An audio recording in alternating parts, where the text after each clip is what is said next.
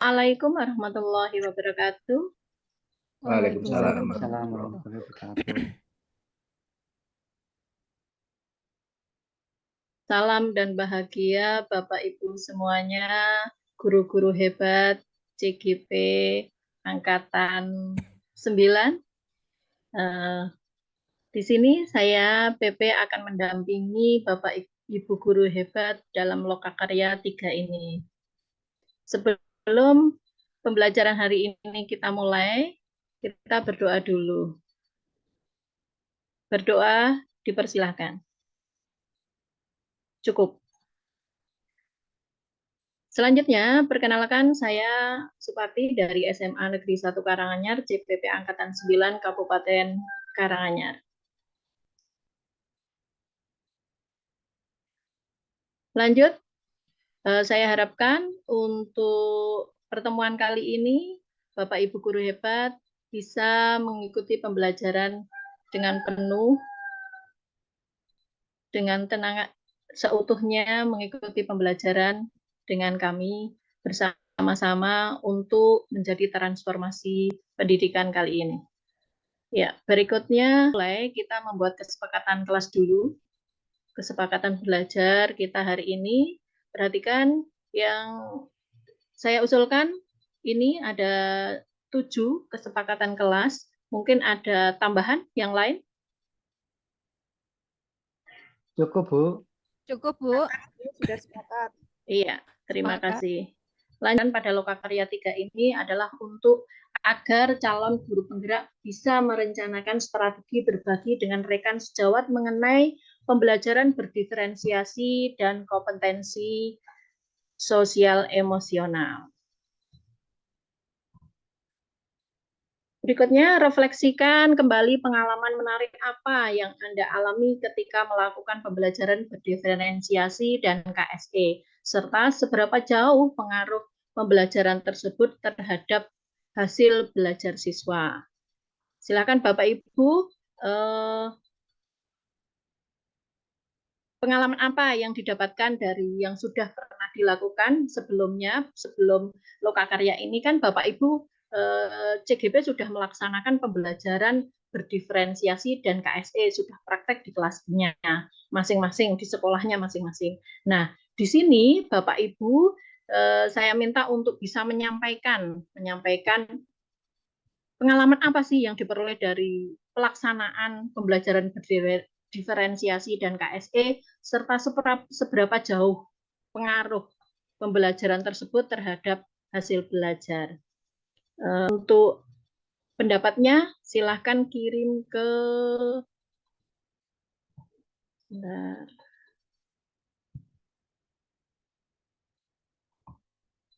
Jambot.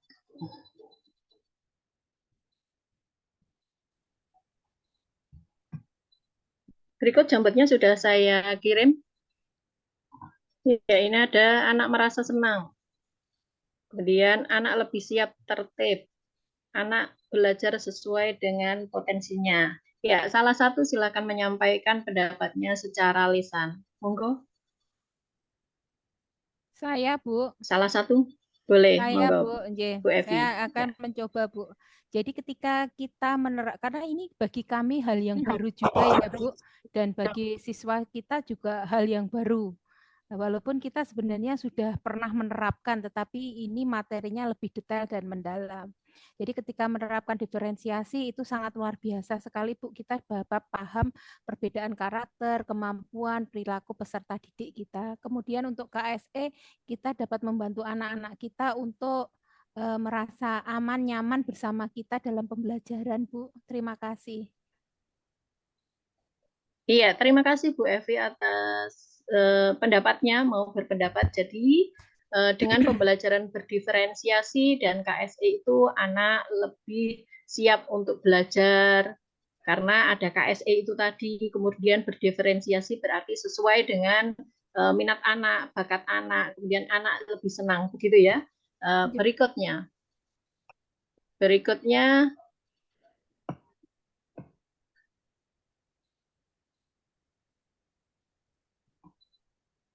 setelah Bapak Ibu melaksanakan pembelajaran berdiferensiasi itu dan KSE itu seberapa jauh sih pengaruhnya pembelajaran berdiferensiasi terhadap peningkatan hasil belajar di sekolah Bapak Ibu? Apakah meningkat atau menurun atau biasa saja gitu? Silakan sampaikan di Jambat yang tadi tapi di halaman 2.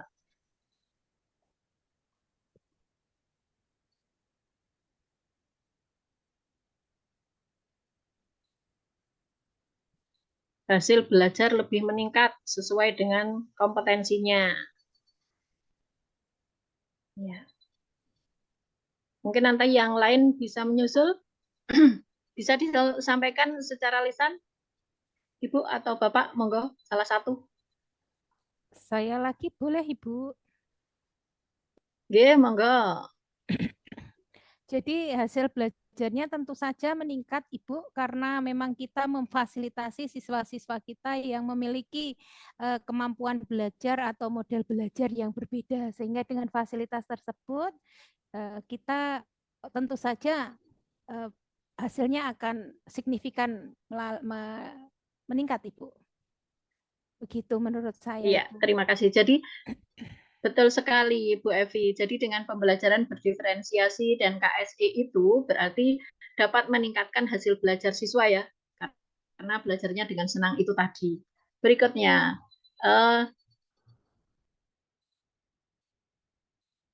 apa tantangan Bapak Ibu dalam melaksanakan pembelajaran berdiferensiasi KSE di kelas dan bagaimana mengatasi tantangan itu? Tantangannya ada nggak sih ketika melaksanakan pembelajaran berdiferensiasi?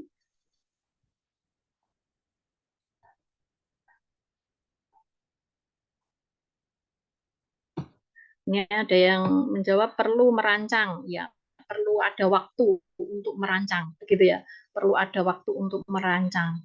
Kemudian ketika tantangannya perlu ada waktu, berarti bagaimana mengatasinya? Ini menyiapkan media atau metode yang bervariasi. Jadi ketika pembelajaran berdiferensi itu memang mungkin kita membutuhkan waktu yang agak lebih banyak daripada pembelajaran yang berpusat pada guru. Kalau berdiferensiasi dan KSE kan berpusat pada murid, sehingga kita memfasilitasi murid. Jadi kita butuh waktu untuk menyiapkan, mungkin dari tesnya, diagnostisnya, asesmen awalnya, untuk mengetahui minat dan minat anak, mengelompokkan minat anak itu sampai di mana.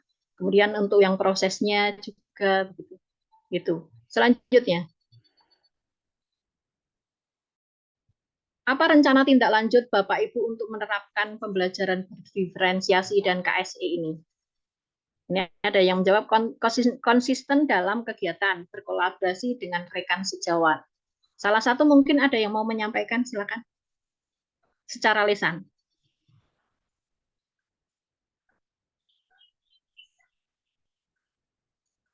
Saya, Bu. Siapa? Saya, Monggo, Bu Resi. terima kasih atas kesempatannya. Setelah mempelajari pembelajaran berdiferensiasi ini, tindak lanjut saya jelas pasti akan berusaha untuk konsisten merancang pembelajaran berdiferensiasi ini dari setiap topik-topik pembelajaran yang ada. Kemudian tidak lupa memasukkan dengan pembelajaran KSE-nya seperti itu.